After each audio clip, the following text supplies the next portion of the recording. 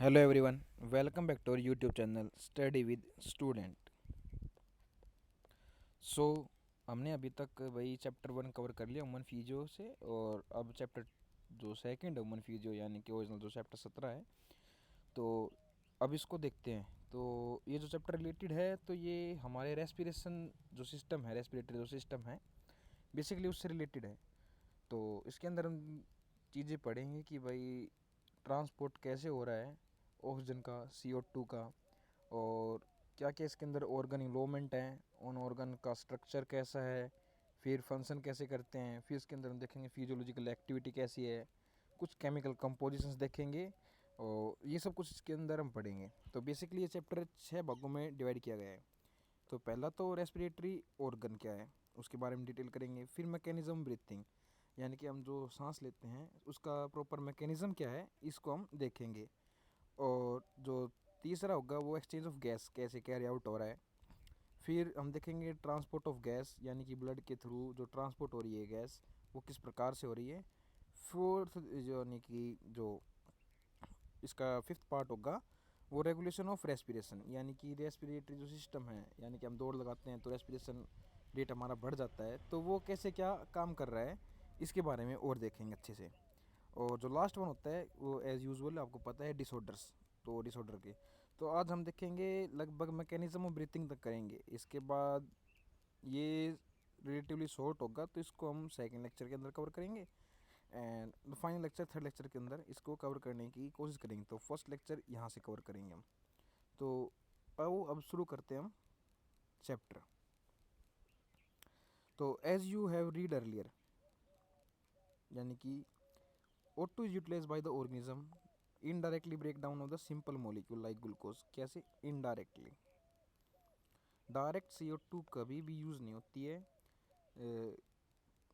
जो रेस्पिरेशन होते हैं ना उसमें डायरेक्ट O2 यूज़ नहीं होती। बेसिकली O2 का काम क्या होता है कि ये जो नेसेंट इलेक्ट्रॉन होता है तो उस नेसेंट इलेक्ट्रॉन को कैप्चर करने का काम करता है। क्या वो फ्री जो इलेक्ट्रॉन रहेगा उसको कैप्चर करने का काम O2 करती है बेसिकली। और जो जो CO2 होती है यानी कि जो उस ग्लूकोज के टूटने के दौरान जो कार्बन बाहर निकल रहे हैं उस कार्बन को बाहर CO2 के फॉर्म में निकाला जाता है। तो वो जो CO2 होती है तो उसको हम देखेंगे भाई वो बाहर कैसे आ रही है और O2 कैसे अंदर जा रही है, इसके लिए ये देखेंगे। तो इसके अंदर देखिए जैसे ग्लूकोज का ब्रेक डाउन हुआ, अमीनो एसिड का ब्रेक डाउन हुआ या फैटी एसिड्स का ब्रेक डाउन हुआ, तो इसके अंदर से ड्राइव करते हैं हम एनर्जी यानी कि ATP निकालते बेसिकली हम, और उस ATP का हम यूज़ करते हैं अपने अलग अलग काम करने के लिए, अलग अलग पार्ट के लिए, जैसे मूवमेंट के लिए या जो भी ABC आपका एनर्जी चाहिए, एक्टिविटी जिसमें एनर्जी लग रही है उसके अंदर हम देखते हैं कि ये जो ATP बनी है वो इस O2 की वजह से बनी है, और ये डायरेक्टली नहीं इनडायरेक्टली बनी है, तो इसको हम पढ़ेंगे। फिर देखेंगे हम कार्बन डाइऑक्साइड जो कि हार्मफुल है is also related during the above catabolic reactions. Catabolic reaction क्या होती हैं भाई, देखो दो होती हैं, एनाबोलिक एंड कैटाबोलिक। ये एनाबोलिक कैटाबोलिक। कैटाबोलिक यानी कि जब आप मॉलिक्यूल्स को तोड़ रहे हो, शॉर्ट कर रहे हो, तो उसको हम कहेंगे कैटाबोलिक। और जब मॉलिक्यूल को आप जोड़ रहे हो, अलग अलग मॉलिक्यूल को कंबाइन कर रहे हो, जोड़ रहे हो, तो उसको कहेंगे हम एनाबोलिक। और ये दोनों इकट्ठी जब मिल जाती हैं, दोनों एक साथ आ जाती हैं, तो इसको हम कहते हैं भाई कि ये कैसी प्रोसेस चल रही है, ये मैकेनिक सॉरी इसको हम कहते हैं सुको I forget that, endergonic process बोलते हैं इनको। तो ये जो काम चल रहा है तो इसके अंदर ये रिलेटिवली कैटाबोलिक परफॉर्मेंस देखेंगे, ये टूट रहे हैं। तो therefore evident that O2 has be continuously provide to the cell, cell को लगातार O2 देनी पड़ती है, और CO2 जो हार्मफुल हमारे लिए बताई जा रही है उसको हमें निकालना पड़ता है, सेल से रिलीज आउट करना पड़ता है। This process of exchange of O2 का exchange with CO2 produce by the cell are called breath, यानी कि बेसिकली O2 CO2 का एक्सचेंज जिसके साथ आपके आउटर इन्वायरमेंट यानी कि एटमोसफेयर के साथ, इस प्रोसेस को हम क्या कहते हैं भाई, ब्रीथिंग। इस प्रोसेस को क्या कहेंगे, ब्रीथिंग। और इसको कॉमनली रेस्पिरेशन बोलते हैं, और इसको रेस्पिरेशन बोला जाता है। प्लेस योर हैंड, ये देखो इसके अंदर क्या है कि आप कहेंगे कि आप अपने चेस्ट के ऊपर हैंड रखिए और आपको पता चलेगा कि जो चेस्ट की मूवमेंट होने लग रही है, तो इस मूवमेंट से आप ये डिटेक्ट कर सकते हो कि you feel that chest moving up and down. You know that this is due to the breathing, ये ब्रीथिंग की वजह से हो रही है। हाउ डू ब्रीथ, इसके अंदर पढ़ेंगे हम ब्रीथ कैसे करते हैं। Respiratory organ and mechanism of breathing, ये इसके अंदर पढ़ेंगे इस फॉलोइंग सेक्शंस के अंदर। तो हम चलते हैं रेस्पिरेटरी ऑर्गन। अब इसके अंदर बताएगा डिफरेंट काइंड ऑफ ऑर्गेनिज्म, और डिफरेंट काइंड ऑफ ऑर्गेनिज्म हैं उनके अंदर रेस्पिरेशन कैसे कैर आउट होते हैं, और फिर लास्ट बात करेगा ह्यूमन के ऊपर। तो हर एक को अच्छे समझेंगे और इससे क्वेश्चन आने की संभावना ज़्यादा है, तो इसको मार्क कर लीजिएगा। Mechanism of breathing very among different group of animals depending mainly on their habitat, यानी कि जो मैकेनिज्म है रेस्पिरेशन का वो ऑर्गेनिज्म टू ऑर्गेनिज्म डिपेंड करता है, और ऑर्गेनिज्म के मेनली डिपेंड करता है कि ऑर्गेनिज्म किस हैबिटेट यानी कि किस जगह वो रह रहा है। मान लो कोई पानी में रह रहा है, लैंड पे रह रहा है, मड के अंदर रह रहा है, तो वो किस हैबिटेट के अंदर रह रहा है इसके ऊपर डिपेंड करता है। और लेवल ऑफ ऑर्गेनाइजेशन, यानी कि वो किस लेवल की ऑर्गेनाइजेशन है, सिंपल है, सेलुलर है, टिश्यू है, ऑर्गन है, ऑर्गन सिस्टम है, तो इसके ऊपर भी डिपेंड करता है ये। अब हम चलते हैं इसके ऊपर, the lower invertebrate like sponge, coelenterate, flat warm, तो इनके अंदर क्या है कि कोई ऐसी सच ऑर्गन्स नहीं है, तो इनकी जो आउटर जो लेयर है स्किन की वही एक्सचेंज करवा देती है O2 और CO2 का।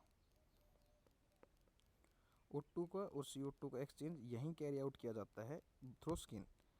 तो exchange of O2 with CO2 by simple diffusion से over there entire body surface. अब सिंपल डिफ्यूजन आ गया तो इसके अंदर ये चीज़ याद रखें, जहाँ सिंपल डिफ्यूजन यानी कि कंसंट्रेशन ग्रेडियंट के ऊपर, यानी कि बाहर O2 कम होनी चाहिए और अंदर O2 का लेवल ज़्यादा होना चाहिए, तो ऑटोमेटिक सिंपल डिफ्यूजन से O2 बाहर चली जाएगी बॉडी सरफेस से। तो अर्थ फॉर्म के अंदर देखेंगे आप, use their most cuticle outer surface, यानी कि उनकी जो मोस्ट क्यूटिकल लेयर होती है, मोइस्ट यानी कि जो गिल्ली सी होती है उसके थ्रू कराते हैं। Insect have their network of tubules, मान लीजिए कोई इंसेक्ट है, चींटी मान लीजिए इसको,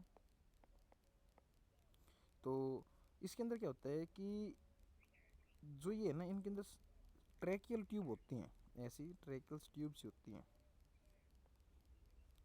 और एक इस प्रकार से ये आप इसको लेटरल देखिए, तो मान लीजिए लेटरल व्यू है, तो यहाँ पर ये ट्रैकियल ट्यूब होती हैं जो अंदर तरफ जाती हैं। तो जो ये ट्यूब होती हैं ना इसके थ्रू होता है transport atmospheric air with in the body, इसके थ्रू हम करते हैं, यानी कि ट्रैकियल ट्यूब्स के through.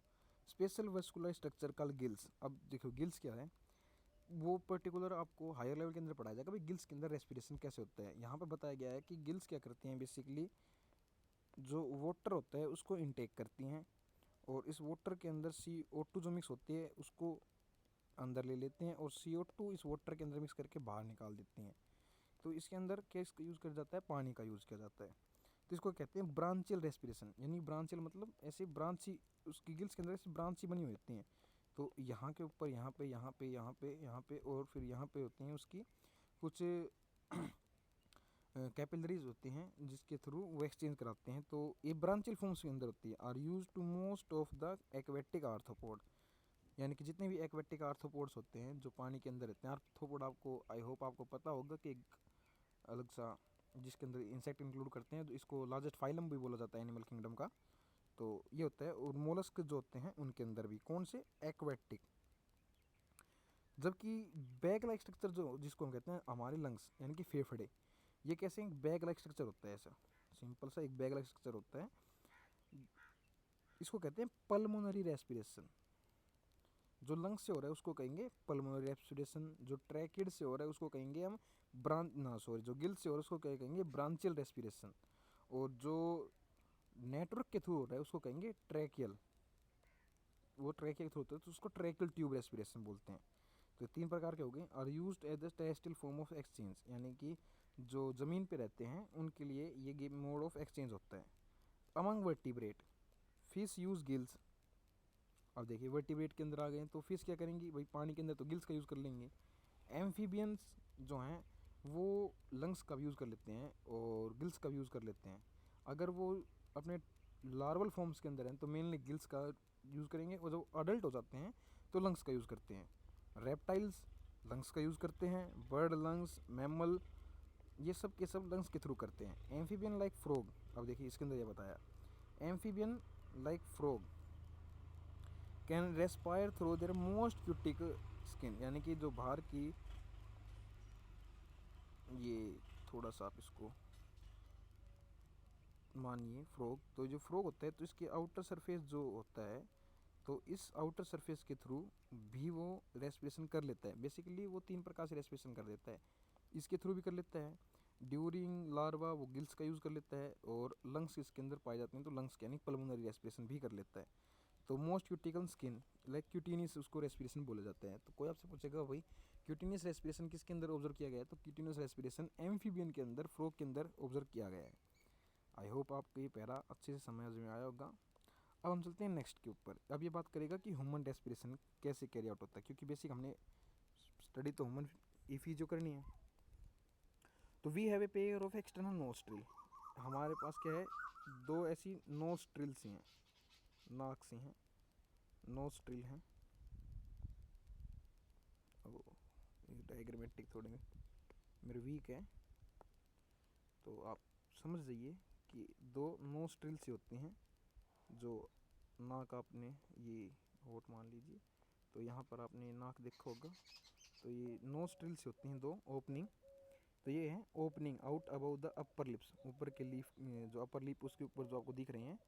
It leads to a nasal chamber, इसके बाद क्या शुरू होता है, एक नेजल चैम्बर शुरू होता है अंदर। थ्रो द नेजल पैसेज, फिर नेजल पैसेज के through nasal chamber open into the pharynx, फिर फेरिंग्स रीजन के अंदर ओपन हो जाता है, यानी कि वहाँ ओपन होता है जो कॉमन पाथ है किसके लिए, रेस्पिरेशन के लिए, और सॉरी रेस्पिरेशन बोलिए basically exchange of O2 CO2 यानी कि विंड पाइप और इसोफेगस दोनों के दोनों यहाँ पाए जाते हैं, और ये कॉमन रीजन है। हम लास्ट चैप्टर के अंदर भी ये डिस्कस किया है। Portion of which in the common passage for food and air, यहाँ पे लिख भी दिया।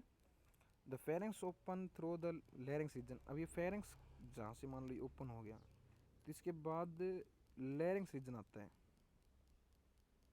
यहाँ आपका ये मान लीजिए इसोफेगस, ये विंड पाइप, तो यहाँ पर आता है लैरिंग्स रीजन। तो फेरिंग्स के बाद क्या होता है, larynx region into the trachea, फिर ट्रैकिया के अंदर एंट्री हो जाएगी। Larynx is the cartilaginous box, ये कैसा बॉक्स है, याद रखिएगा मसल्स नहीं, cartilagin box, which help in the sound production and hence called the sound box. तो आपसे कोई ये पूछे कि भाई साउंड कैसे बनती है, तो देखो बेसिकली जो लैरिंग्स होता है ना उसके अंदर कार्टिलेज लगी हुई है। जब आप बोलते हो तो जो एयर है वो एयर की वजह से कार्टिलेज मूवमेंट करती हैं, और उस मूवमेंट की वजह से आप आवाज़ें निकाल पाते हो डिफरेंट काइंड। तो आप जैसे भी आप देखते हो जो पशु पक्षी हैं तो ये डिफरेंट काइंड ऑफ आवाज़ निकालते हैं, तो ये इनका बेसिकली मेन होता है लैरिंग्स के कारण, यानी कि साउंड बॉक्स के कारण। During swallowing glottis can be covered by a thin elastic cartilaginous, ये पहले डिस्कस कर चुका है भाई, इसके ऊपर एक थिन ऐसा लगा हुआ होता है जो किसके ऊपर आके लग जाता है, कार्टिलेज का बना हुआ फ्लैप है, किसका है, कार्टिलेज का, उसको हम एपिग्लोटिस बोल रहे हैं। To prevent the entry of food into the lungs, जिसके अंदर से अगर ये इसके ऊपर जाएगा तो इसके ऊपर आने से फूड इसोफेगस में जाएगा, ना कि लंग्स के अंदर। पर आपने कभी देखा होगा कि जो वृद्ध लोग हैं, यानी कि जो अबाउ 60-65 ईयर ओल्ड हैं, तो उनके अंदर ना कई बार खाते वक्त अगर वो बोलने की कोशिश करते हैं, या आप भी खाते वक्त बोलने की कोशिश करते हो, तो आपको मना किया जाता है कि भाई आप खाते वक्त ना बोलो, क्योंकि खाते वक्त बोलोगे तो यानी कि यहाँ से आवाज़ को बाहर निकालने के लिए एयर का यूज़ करना पड़ेगा, और एयर यूज़ होगी तो कार्टिलेज इसके ऊपर आएगा नहीं, और कार्टिलेजन फ्लैप्स आएगा नहीं, तो इसके अंदर फूड की एंट्री, फूड वाटर की एंट्री हो सकती है। तो इसलिए आपको बोला जाता है कि भाई खाते वक्त कभी नहीं बोलना चाहिए। तो ट्रैकिया इज स्ट्रेट, इसके बाद ट्रैकिया शुरू हो सकती है। ट्रैकिया स्ट्रेट ट्यूब है ending up to mid thoracic, कहाँ तक जाती है, इसके ऊपर याद रखना है कहाँ तक है, मिड थोरेसिक, यानी कि लगभग जो थोरेसिक कैविटी है उसके बीच में, विच divide at the level of 5th thoracic vertebrae. अब अपनी वर्टिब्रा आगे हम पढ़ेंगे तो उसके अंदर अब डिफरेंट काइंड ऑफ 26 वर्टिब्रा पढ़ोगे, तो जो 5th वर्टिब्रा होती है वहाँ पर जाकर जो रीढ़ की हड्डी होती है उसके बीच के वो वर्टिब्रा हैं, और वर्टिबल कॉलम है वो रीढ़ की हड्डी तो प्रॉपर, और उसके अंदर वर्टिब्रा लगी हुई हैं, अलग अलग हड्डियाँ हैं।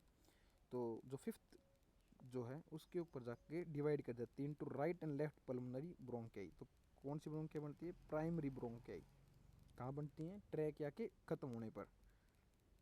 Each bronchi undergo repeated division, यानी कि इसके बाद मान लीजिए यहाँ पर आके ख़त्म हो, फिर यहाँ के ऊपर प्राइमरी ब्रोंकाई बनी, फिर इससे ये बन जाएंगी, फिर इससे ये, और ये, फिर इससे ये ऐसे डिवाइड करती ले जाएंगी, और इसको प्राइमरी कह देंगे, इसको सेकेंडरी कह देंगे, इसको टर्सरी कह देंगे। तो आप ऑर्डर याद रखिएगा कि प्राइमरी कहाँ है, सेकेंडरी कहाँ और टर्सरी कहाँ। सेकेंडरी एंड टर्सरी ब्रोंकाई और bronchioles ending up to very thin terminal, secondary and tertiary, ये एट द एंडिंग में जाती हैं और एंड करती हैं विद थिन, ठीक नहीं, थिन टर्मिनल ब्रोंकाई, इसको हम क्या कहते हैं, terminal bronchi. The trachea primary, secondary and tertiary bronchi, and initially the bronchi are supported by the incomplete cartilaginous ring। तो कौन कौन है भाई, देखो अगर पूरी आ जाती है ऐसी रिंग फॉर्मेशन होती है तो उसको कहेंगे पूरी रिंग, और इनकम्प्लीट का मतलब कैसे होती है भाई, जैसे इतनी रह गई या ऐसे होके रह गई या सिर्फ इतनी रही, तो इसको हम कहेंगे इनकम्प्लीट। तो इसको कहेंगे हम इनकम्प्लीट कार्टिलेजिनियस। आप आवाज़ को इग्नोर करिए, आपको पता है कि इलेक्शन चल रहे हैं, उसके इलेक्शंस की वजह से आपके नेता रुपये फेंक रहे हैं बाज़ार के अंदर। अगर आप 18+ है तो वोट अवश्य कीजिएगा, ये इम्पोर्टेंट है। चलो चलते हैं हमारे टॉपिक के ऊपर ही। Each terminal bronchi give rise to a number of very thin, कैसा है, बहुत ही thin, irregular walled and vesicular bag like structure called alveoli, कैसा है, बहुत ही थिन है, इरेगुलर है, यानी कोई प्रॉपर इसको रेगुलरिटी नहीं है, कोई प्रॉपर शेप और साइज नहीं है, वो छोटा बड़ा भी हो सकता है, वो लेफ्ट ज़्यादा झुका हुआ, राइट ज़्यादा झुका हुआ, ऐसा भी हो सकता है, कोई प्रॉपर शेप और साइज नहीं है। कैसे है, वेस्कुलराइज्ड, वेस्कुलराइज्ड मतलब जिसके जैसे कि ये मान लीजिए उसके चारों तरफ आप, सॉरी कलर चेंज करके देख लेते हैं एक बार, उससे आपको ज़्यादा क्लियर हो जाएगा।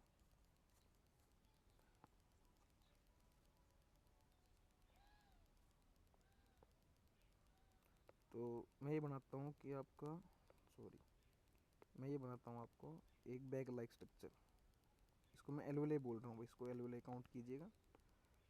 और अब वस्कुलराइज कैसे होगा कि इसके ऊपर ऐसे कंप्लीट कैपिलरीज लगी हुई होती हैं, कंप्लीट इसके चारों तरफ कैपिलरीज होती हैं, यानी कि ब्लड की सप्लाई होती है यहाँ पर। तो इसको क्या कहेंगे, vascularised bag like structure called alveoli, इसको एल्वेलाई कह देंगे। The branching network bronchi, bronchiole, alveoli comprise the lungs. अब आपसे पूछेगा कि लंग्स क्या है, तो लंग्स क्या क्या है भाई, ये याद रखना है। एक तो आपकी ब्रोंकियाई प्लस इसे डिवाइड होने के बाद क्या बनी थी भाई, ब्रोंक्योल्स, और प्लस एल्वेलाई, इसको हम क्या कहते हैं, लंग्स। बेसिकली इसको हम क्या कहेंगे, lungs. We have two lungs, हमारे पास दो लंग्स हो गई, which are covered by double layered, यानी कि कैसी है, double layered, sorry double layer with pleural fluid between them. जैसे कि यहाँ पर मैं आपको बताता हूँ इसी के अंदर, तो आप ये देख सकते हैं इसके अंदर, ये तो इनर साइड हो गई, थोड़ा इसको जूम आउट कर लेते हैं, ये तो इनर साइड हो गई, ये आउटर साइड। तो ये है क्या, प्लूरल मेम्ब्रेन, और इस मेम्ब्रेन के बीच में जो येलो येलो आपको दिखाई दे रहा है, तो इस येलो को हम क्या कहेंगे, प्लूरल फ्लूइड। तो ये किस में हेल्प करता है, देखिए जब आप ब्रीथ करते हो तो यानी कि इनकी मूवमेंट हो रही है बेसिकली लंग्स की, और जब किसी भी चीज़ की मूवमेंट होगी तो फ्रिक्शन तो होगा ही, उस फ्रिक्शन को कम करने के लिए इस प्लूरल मेम्ब्रेन की जरूरत पड़ती है, यानी कि तो क्या काम करता है, फ्रिक्शन रिड्यूसिंग का। दूसरा प्रोटेक्शन प्रोवाइड करता है भाई, मान लीजिए कोई बाहर से आके धक्का लग गया तो ये तो रप्चर हो जाएगा, बैग स्ट्रक्चर है और थिन है तो रप्चर होने का इसका चांस ज़्यादा होता है, तो इसको प्रोटेक्ट करना पड़ता है कि बाहर से कोई मैकेनिकल डैमेज ना हो, तो इस वजह से भी इसको यूज़ करते हैं। इसके अंदर लिखा भी हुआ है, it reduce the friction on the lung surface, lung surface के अंदर क्या करेगा, फ्रिक्शन का रिड्यूस।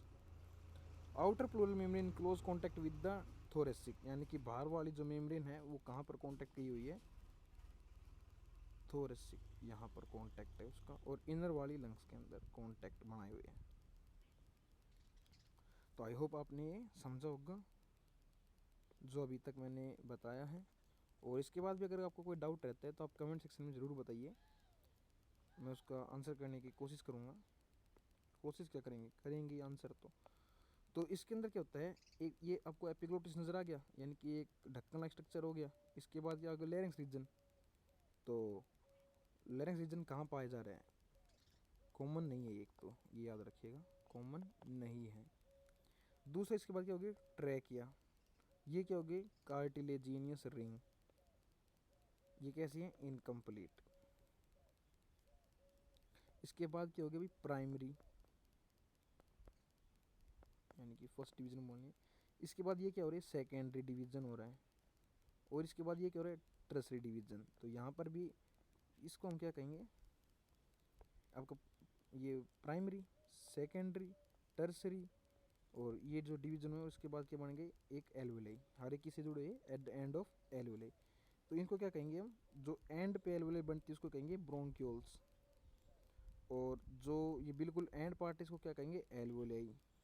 हो गया, आई होप आपने समझा होगा।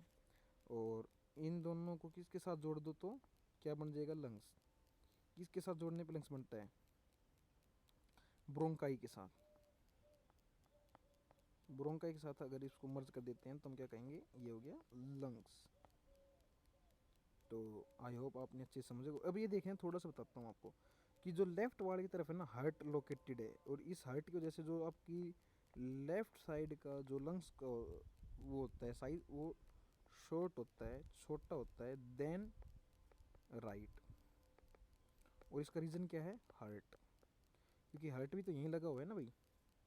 तो इसके लगे होने की वजह से ये क्या होता है, छोटा होता है साइज के अंदर। तो डायग्राम में मैंने आपको समझाने की कोशिश की है, एक एक पॉइंट क्लियर करने की कोशिश की है। और जो इसको नीचे की तरफ जो गार्ड करता है लंग्स को, उसको कहते हैं हम डायफ्राम। और डायफ्राम हेल्प करता है रेस्पिरेशन के अंदर बहुत ज़्यादा। और हम इसको अच्छे से आगे पढ़ते हैं कि इसका क्या क्या काम है। मैकेनिज्म ऑफ ब्रीथिंग तक कंप्लीट करने की कोशिश करेंगे आज, कंप्लीट कर लेंगे मैकेनिज्म ऑफ ब्रीथिंग। तो अब देखिए,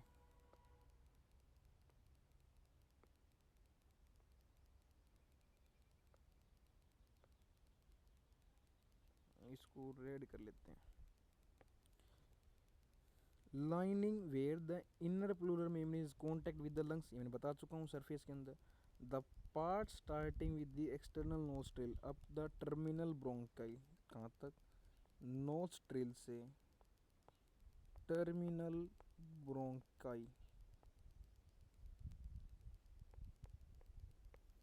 ये क्या है, कंडक्टिंग पार्ट, ये आगे लिखेगा कंडक्टिंग, ये बहुत इंपॉर्टेंट है भाई।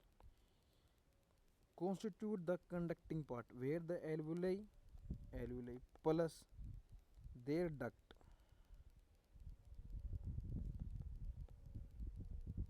एल्वुलाई और उनकी डक्ट दोनों को मिलकर हम क्या कहेंगे, respiratory exchange part of the respiratory system. इसको क्या कहेंगे, exchange part. The conducting part transport the atmospheric air to the alveoli तक, clear it from the foreign particle. इसका काम क्या होता है कि आपने एयर सक की, उस एयर के अंदर बहुत से मोलिक्यूल्स पाए जाएंगे, लाइक भाई स्मॉल मोलिक्यूल्स होते हैं। तो आपने कभी सुना भी होगा ना कि भाई अगर 3 ppm से ऊपर का मोलिक्यूल है तो हार्मफुल नहीं है, और लोअर देन 3 ppm मोलिक्यूल, या एक स्टैंडर्ड यूनिट बना दिए भाई, इतने पार्ट्स पर मिलियन, ppm मतलब पार्ट्स पर मिलियन से मोलिक्यूल नीचे है तो आपके लिए इफेक्टेड होगा। तो अब ये कहते क्यों हैं, इसको समझते हैं पहले तो, क्योंकि एम क्या है समझना। अगर भाई मान लीजिए किसी का साइज इतना है और किसी का साइज इतना, और दोनों के दोनों एंटर कर गए आपके कंडक्टिंग पार्ट एयर के थ्रू, तो ये जो होगा, तो ये तो इसके दौरान साफ़ कर लिया जाएगा, क्योंकि डिफरेंट डिफरेंट काइंड इसके अंदर मिक्स प्रेजेंट है, हेयर्स प्रेजेंट हैं, और काफ़ी कुछ इनके अंदर प्रेजेंट होता है। तो वो क्या करेंगे, लार्ज पार्टिकल को तो आराम से पकड़ लेंगे, जबकि स्मॉल पार्टिकल है वो कहाँ तक रीच कर जाएगा, डक्ट तक या एल्वुलाई तक। अगर ये डक्ट या एल्वुलाई के अंदर एंट्री कर गया तो आपको रेस्पिरेटरी डिजीज़ होने का खतरा ज़्यादा हो जाएगा। तो इसके लिए कहते हैं कि आप डस्ट को अवॉइड कीजिए, क्योंकि डस्ट के अंदर जो पार्टिकल्स के साइज होते हैं ना, वो बहुत छोटे भी हो सकते हैं, और वो आपको डायरेक्ट लंग्स इफेक्ट कर सकते हैं। तो अब आपको समझ में आएगा कि भाई कंडक्टिंग पार्ट का क्या काम है। कंडक्टिंग पार्ट का काम है फॉरेन पार्टिकल को साफ करना, दूसरा ह्यूमिडिफाई करना। आप रेगिस्तान चले गए और आपने एयर सक कर ली, और एयर इतनी ड्राई है कि वो ब्रस्ट आउट कर सकते हैं आपको लंग्स को, यानी कि अंदर से जो लंग्स है उसको सुखा सकता है, तो पहले उसको मॉइस्ट करना पड़ता है। मॉइस्ट मतलब उसके अंदर थोड़ा मॉइस्चर मिक्स करना पड़ता है ताकि एयर इजीली एंट्री करे लंग्स के अंदर। Also bring the air to body temperature, यानी कि बाहर अगर तेज़ है तो आपने कभी देखा भी होगा जब आप गर्मी के दौरान आप भागते हैं तो आपके नाक से पानी आने लग जाता है। वो पानी आने का रीज़न दो है। एक तो प्राइम रीज़न क्या है कि जो गर्म हवा है उसको ठंडा करना, दूसरा उस एयर को मॉइस्ट करना। तो मॉइस्ट और ठंडा करने के लिए उस एयर को body up to body temperature पे लाने के लिए हमारे इनके हेल्प करते हैं कंडक्टिंग पार्ट। जबकि exchange part in the site actually जहाँ पर असलियत में O2 और CO2 का खेल चलेगा वो कहाँ चलेगा, डक्ट और एल्वेलाई के अंदर। ये किसके अंदर खेल चलेगा, ब्लड और एटमॉस्फेयर, यानी कि ब्लड से एटमॉस्फेयर के अंदर और एटमॉस्फेयर से ब्लड के अंदर एंट्री O2 एंड CO2 कि कैसे होती है। ये जो होता है ये होता है सिर्फ और सिर्फ डक्ट्स के अंदर और एल्वेलाई के अंदर। Lungs are situated in the thoracic chamber, हाँ बिल्कुल पढ़ा हमने, which is anatomically air tight chamber. ये बिल्कुल एयर टाइट चैम्बर है, आपको पता है। Thoracic chamber is formed dorsally by the vertebral column, बाहर की तरफ क्या है, पीछे की तरफ वर्टिब्रल कॉलम आ गई। वेंट्रली बाय द स्टर्नम, और आगे क्या हो गई भाई, एक स्टर्नम, ये बोन है। आप चेस्ट के अंदर आप चेस्ट पे हाथ रखोगे तो आपको महसूस भी होगा कि एक जो बीच में जो बोन है इसको क्या कहते हैं हम, स्टर्नम बोन कहते हैं। और लेटरल इससे कनेक्टेड है आपकी ribs on lower side of the dome in shape diaphragm, और लोअर की तरफ हो गया डोम शेप डायफ्राम। डोम कैसे होता है ऐसा, ये मैं थोड़ा सा मिस्टेक हो गया, डोम शेप डायफ्राम।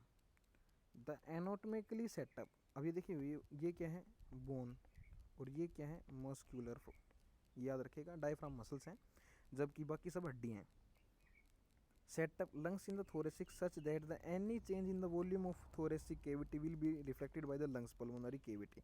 अब देखिए भाई मान लीजिए मैं इसके अंदर क्या करूँ, इसको बड़ा कर दूँ थोड़ा सा, ये यहाँ पर आ गया, ये यहाँ पर चला गया, और ये यहाँ पर हो गया, ये यहाँ पर हो गया, और डायफ्राम भी नहीं चला गया, तो लंग्स की कैपेसिटी बढ़ गई। और जब मैं यहाँ पे ले आया तो लंग्स की कैपेसिटी घट गई। जब बढ़ गई कैपेसिटी तो बाहर से एयर एंट्री कर गई, और जब घटी तो एयर बाहर चली गई, CO2 बाहर चली गई, O2 अंदर आ गई। तो बेसिकली इस फिनोमेना के ऊपर काम करता हमारा लंग्स। आई होप आपको अच्छे से समझ में आया होगा।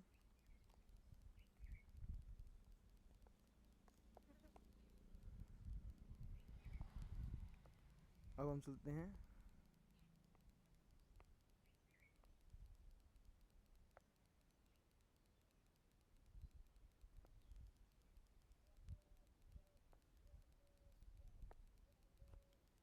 to arrange in the essential on breathing as we cannot directly alert the pulmonary volume। इससे हम क्या कहते हैं, पल्मोनरी वॉल्यूम को चेंज करते रहते हैं। और चेंज मैंने आपको बता दिया क्यों ज़रूरी है, क्योंकि बेसिकली लंग्स का साइज अप और डाउन करने से ही एयर का एंट्री और एग्जिट होती है। तो देखो ब्रीथिंग और pulmonary ventilation by which atmospheric air is drawn in CO2 rich is release out, बिल्कुल भाई। Diffusion of O2 and CO2 across alveolar membrane होने के लिए। तीसरा transport of gases by blood, इसके लिए भी। देखो ये क्या है, रेस्पिरेशन के स्टेप्स हैं। पहले क्या हुआ, पहले पार्ट के अंदर आपको ध्यान सुनाता हूँ। ब्रीथिंग हुई यानी कि क्या हुई, पल्मोनरी वेंटिलेशन हुआ। एटमॉस्फेयर एयर इज ड्रॉन इन, यानी कि बाहर से कोई एयर अंदर की तरफ आई, ये बॉडी मान लीजिए, तो इसके अंदर एयर आई, ठीक है भाई। फिर डिफ्यूजन, यहाँ के ऊपर ब्लड में, यहाँ ब्लड जा रहा है तो डिफ्यूजन कैरी आउट हुआ, डिफ्यूजन कैरी आउट हो गया O2 और CO2 का एलुलर मेम्ब्रेन के ऊपर, ये एलुलर मेम्ब्रेन मान लीजिए, इसके ऊपर कैरी आउट। तीसरा transport of gases by blood, यहाँ से CO2 आई होगी तो इस CO2 को यहाँ पहुँचाया जाएगा। फिर क्या, diffusion of O2 and CO2 between the blood and tissue, यहाँ पर ब्लड और टिश्यू के बीच में एक्सचेंज हुआ। फिफ्थ जो O2 है, यानी कि जो यहाँ से अब O2 आगे जाएगी वो सेल के द्वारा कंजप्ट करी जानी है, इसको आप सेल मानिए, तो सेल के द्वारा कंजप्ट करनी जानी, तो O2 सेल कैटाबॉलिक रिएक्शन में जाएगी and result the release of CO2, और यहाँ से O2 से हम CO2 बनाकर वापस यहाँ ले आएंगे। और सेलुलर रेस्पिरेशन, इसको ये चैप्टर 14 के अंदर बता रहे हैं कि चैप्टर 14 के अंदर अच्छे से हम पढ़ेंगे, यानी मतलब जो चैप्टर 14 है उसके अंदर ही हम देखेंगे कि हो क्या रहा है असलियत के अंदर। तो ये सब कुछ आई होप आपको पॉइंट टू पॉइंट क्लियर होगा कि कैसे कैसे काम कर सकते। ये आपसे पूछ सकते हैं, ये लाइनों के आगे पीछे कर देंगे और फिर आपसे पूछेंगे कि भाई अब इसको अरेंज करके दिखाइए या ऑर्डर में मेंटेन करके दिखाइए। तो ऑर्डर के लिए आप इसको याद करें, breathing involves 2 stage. Breathing 2 stage रखता है, इंस्पिरेशन और एक्सपिरेशन। इंस्पायरेशन मतलब क्या है कि सीधा अंदर लेना इंस्पिरेशन, और इसको बाहर निकालना एक्सपिरेशन। भाई देखो सिंपल भाषा मैंने आपको बता दिया है कि क्या चीज़ है। अब इसका मैकेनिज्म कैसे होगा, during which atmospheric air is drawn in, an expression by which alveolar air is release out. हाँ भाई ठीक है। The movement of air into and out of the lungs is carry out by creating a pressure gradient. किसके through, pressure gradient के through. Between lungs and atmosphere, किस किस के बीच में, ये आपकी लंग्स और ये आपका एटमोसफेयर, इन दोनों के बीच में क्या होना चाहिए, gradient. Can occur if the pressure with in the lungs, अगर देखिए मान लिए लंग्स है और बाहर में मानता हूँ प्रेशर 1, और अगर अंदर प्रेशर 1 से डाउन हो गया तो यानी कि यहाँ लो प्रेशर हो गया और हाई से लो की तरफ चल पड़ा। अब मैं मानता हूँ ये फर्स्ट केस, अब मानता हूँ सेकंड केस को। तो सेकंड केस के अंदर क्या हुआ कि यहाँ पर जो प्रेशर है यानी कि इसका मैं साइज़ रिड्यूस कर दिया। तो मैंने साइज़ रिड्यूस किया तो साइज़ छोटा हो गया और गैस उतनी थी, तो प्रेशर क्या हो गया, इंक्रीज। तो प्रेशर अंदर का इंक्रीज हुआ और बाहर का तो एक फिक्स है, यानी कि ये 1 से ज़्यादा हो गया, 1 से अबव हो गया। जब 1 से अबव हो जाएगा तो इसको क्या कहेंगे, आउट। कि अब एयर क्या होगी, बाहर चली गई। तो साइज के ऊपर मैटर करता है, हाँ भाई बिल्कुल, क्योंकि बाहर का तो एटमॉस्फेयर प्रेशर सेम है ना, वो तो बदलेगा नहीं। बदलना किसको पड़ेगा, बार बार लंग्स को। और इसी वजह से जब हम लंग्स को फुलाते हैं, यानी कि जब आप सांस लेते हैं तो लंग्स फूलती हैं, यानी फूलती हैं इसका मतलब क्या है कि अंदर का प्रेशर घट रहा है तो एयर एंट्री हो रही है। और जब आप रिलीज आउट करते हैं तो सुगड़ती हैं, सुगड़ने का मतलब क्या है कि प्रेशर अंदर का बढ़ रहा है तो बाहर एयर को निकालना है। तो इस मैकेनिज़्म के ऊपर सब कुछ कैरी आउट होता है। अब इस मैकेनिज़्म को किस किस टाइप ऑफ मसल से परफॉर्म किया जाता है, किस किस का इन्वॉल्वमेंट होता है, इस चीज़ को हम पढ़ेंगे। आई होप आपने समझा होगा। चलो पढ़ते हैं। There is negative pressure in lungs with respect to atmosphere. Atmosphere से अगर कम है यानी कि less than the atmospheric pressure, atmospheric pressure से कम है तो इसको कहेंगे नेगेटिव प्रेशर। नेगेटिव कब, जब बाहर से कम है। Similarly expression take place when the intrapulmonary pressure, यानी कि अंदर का प्रेशर पॉजिटिव कर दो, higher than the atmospheric pressure, मैंने आपको समझा दिया है। Diaphragm is specialise set of muscle. अब ये याद रखिएगा कि डायफ्राम क्या है, स्पेशलाइज सेट ऑफ मसल है। एक्सटर्नल एंड इंटरनल कोस्टल, देखो अब ये है ना, 2 मसल्स होती हैं, एक्सटर्नल इंटरकोस्टल मसल और इंटरनल इंटरकोस्टल मसल। इसको मैं समझाता हूँ। ये क्या है कि भाई आप आपकी रिब मान लीजिए, और रिब जो है और जो इनके बीच के अंदर जो मसल लगी हुई है तो इसको कहेंगे इंटरनल इंटरकोस्टल मसल। और यदि ये मसल बाहर की तरफ लगी हुई हैं, इस तरफ यानी कि वर्टिब्रा के साथ, तो इसको हम कहेंगे external intercostal muscle. I hope आपको क्लियर आउट हो गया होगा। और इसको आप रिब्स मानिए। तो ये 2 प्रकार की मसल होगी, इंटरनल इंटरकोस्टल मसल और एक्सटर्नल इंटरनल कोस्टल मसल। ये किस वजह से है नाम, वो भी मैंने आपको बता दिया है। आई होप आपने समझा होगा, या इस डायग्राम से आपको थोड़ा बहुत समझ में आया होगा, क्योंकि डायग्रामेटिकली चीज़ें ज़्यादा समझ में आ जाती हैं भैया। तो यही है, मैं वो चीज़ ठीक कर लेता हूँ। हाँ अब ठीक है। तो ये सब कुछ चल रहा है, देखो कहाँ पर है, internal coastal between the ribs help in the generation of such gradient. जो ये ग्रेडियंट बन रहे हैं इसके लिए रिस्पॉन्सिबल कौन कौन से हैं, internal intercostal muscle, external intercostal muscle, diaphragm. 3 तो हमने पढ़े भाई, ठीक है सर। अब चलते हैं, inspiration initiated by the contraction of diaphragm. अब देखिए डायफ्राम ये है, अब मैं इसका कॉन्ट्रैक्शन कर दूँ तो ये कैसे हो जाएगा, ऐसा, तो यानी कि डाउन हो गया। और जब नीचे आ गया तो यानी कि लंग्स की कैपेसिटी बढ़ गई होगी। तब ये देखिए, which increase the volume of thoracic chamber, जो कि थोरेसिक चैम्बर उसकी वॉल्यूम बढ़ा दी। In the anterior posterior axis. अब ये एंटीरियर पोस्टीरियर एक्सिस क्या होती है ये भी समझते हैं हम। देखिए इसका, देखो पोस्टीरियर मतलब तो आप सिंपल समझते हैं, यानी कि पीछे वाला हिस्सा, ठीक है। और एंटीरियरो का मतलब होता है अंदर की तरफ जो लोकेशन होती है, अंदर से पीछे की तरफ। आप थोड़ा इमेजिन करके देखिए, इस पोजीशन को कहेंगे इंटर एंट्रो पोस्टीरियर एक्सिस। ये एक एक्सिस सी है, यानी कि इस टाइप से एक्सिस है। आप थोड़ा सा ऑब्जर्व करके देखिए तो आपको पता चलेगा एंटीरियो पोस्टीरियर एक्सिस क्या हो गई। This contraction of external intercostal muscle, यानी कि एक्सटर्नल इंटरकोस्टल मसल क्या होगा, कॉन्ट्रैक्शन होगा। तो इससे क्या होगा, वो बाहर की तरफ निकल गए, और जब बाहर की तरफ निकलेंगे तो लिफ्ट अप द रिब, जो लिब को है लिफ्ट अप कर देंगे, यानी कि बढ़ा देंगे। ये जो थोड़ा ना कॉम्प्लेक्स है भाई, इसको आपको बार बार पढ़ना पड़ेगा। मैं आपको समझा रहा हूँ, अगर देखो इससे थोड़ा सा क्या होगा कि अगर आप सामने हो तो ना उसमें थोड़ी आसान होता है समझाने के अंदर, क्योंकि ये थोड़े से डायग्रामेटिकली रिप्रेजेंटेशन है। तो यहाँ देखते हैं अब हम, आप देखिए वॉल्यूम को बढ़ा रहा हूँ तो डायफ्राम का कॉन्ट्रैक्शन हुआ, यानी कि नीचे तरफ चला गया। हाँ सर दिख रहा है। रिब्स और स्टर्नम क्या हुई, राइज्ड अप, ये राइज्ड अप हुई, ऊपर की तरफ राइज्ड अप हुई। जो ये राइज्ड अप हो रही है तो यहाँ पर जो मसल्स लगी हुई होंगी तो उनका क्या हो रहा होगा, कॉन्ट्रैक्शन हो रहा होगा। नॉर्मल वैसे बैठे होंगे, वो जो कॉन्ट्रैक्शन हो तो ऐसे हो गई। तो ये कौन सी मसल थी, ये बीच में लगी हुई थी, तो इंटरनल इंटरकोस्टल मसल, आई आई सी कर लीजिए, आई आई एम कर लीजिए। तो इसका जो है contraction of external intercostal muscle lift up the rib. तो लिफ्ट, सॉरी मेरे से मिस्टेक हो गई यार, मैं ही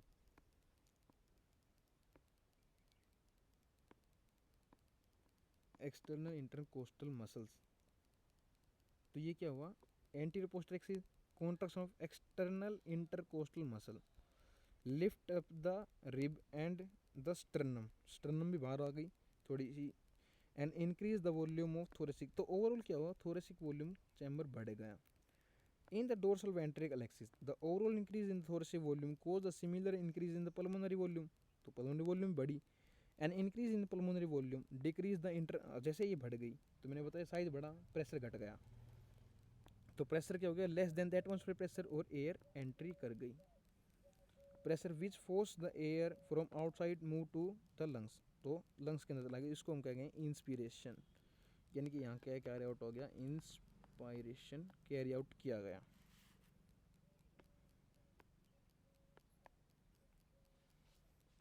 रिलैक्सेशन ऑफ डायफ्राम, डायफ्राम का दोबारा क्या हुआ, रिलैक्सेशन, यानी कि ऊपर तरफ गया। और ribs sternum reduce to original position, वापस नीचे आई, यानी कि अब उनका क्या होगा, रिलैक्स, किसका, एक्सटर्नल इंटरकोस्टल मसल्स का। तो इसको क्या होगा, थोरेसिक वॉल्यूम को हम कम कर देंगे। जब थोरेसिक वॉल्यूम कम होगी तो पल्मोनरी वॉल्यूम कम होगी, पल्मोनरी वॉल्यूम कम होगी तो यहाँ पे क्या होगा, पॉजिटिव ग्रेडियंट बन जाएगा, और ये बाहर चला जाएगा, एयर बाहर चली जाएगी। द इंटरनल कोस्टल मसल, अब यहाँ पर कौन सी रिलेटेड है, internal intercostal muscle return to the diaphragm, diaphragm पर वापस आ गई, and sternum to their normal position, normal position, and reduce the thoracic volume and thereby pulmonary volume, उससे पल्मोनरी वॉल्यूम कम होगी। This leads to increase in the intra pulmonary pressure, बिल्कुल slightly above the atmospheric pressure से थोड़ा सा ऊपर हो गया, और this cause the explosion out of the air, यानी कि एयर को बाहर निकाल दिया through lungs. Expiration we have the ability to increase the strength of inspiration expiration with the help of, देखो कुछ एडिशनल मसल्स और होती हैं, मतलब ये तो हर किसी के अंदर फंक्शन करते हैं बाई बर्थ। पर यदि कोई स्पोर्ट्समैन है तो उसके अंदर कुछ मसल्स ऐसी होती हैं जो कि इनएक्टिव फॉर्म में होती हैं, पर तब वो मेहनत करता है तो उन मसल्स को वो क्या करता है, जोर देता है, जो जिन पे जोर आ गया तो वो काम करना शुरू कर देती हैं। तो इससे क्या करता है कि वो अपना थोड़ा सा बढ़ा लेता है कैपेसिटी किसकी, पल्मोनरी वॉल्यूम की, और उस कैपेसिटी से ज़्यादा एयर अंदर ले सकता है, और ज़्यादा एयर अंदर आएगी तो ऑटो ज़्यादा जाएगी, ज़्यादा ऑटो आएगी तो ज़्यादा काम करेगा, और ऐसे ही काम करते हैं। इन एडिशन टू एब्डोमेन, ये मसल्स कहाँ लोकेटेड होते हैं, पेट के अंदर। On an average a healthy human breath 12 से 16 टाइम, यानी कि कितना, 12 से 16 बार सांसें लेता है एक healthy human. The volume of air involve in breathing movement can also be estimated by using, देखो इसको ना थोड़ा सा इंपॉर्टेंट मार्क कीजिए, spirometer is use for spirometer किसके लिए यूज़ करते हैं? विच help in the clinical assessment, यानी कि पल्मोनरी फंक्शन, यानी कि कितनी एयर इनटेक कर रहे हैं, कितनी एयर बाहर निकाल रहे हैं, तो इसको वॉल्यूम नापा जाता है। इस वॉल्यूम के थ्रू हम निकालते हैं कि भाई उसकी लंग्स की क्या कैपेसिटी, क्या फंक्शन फ़िलहाल चल रहा है। आई होप आपने आज का लेक्चर अटेंड किया होगा। बाकी इससे आगे हम कल कंटिन्यू करेंगे। थोड़ा सा लेक्चर बड़ा हो गया शायद, आई थिंक। तो थैंक यू।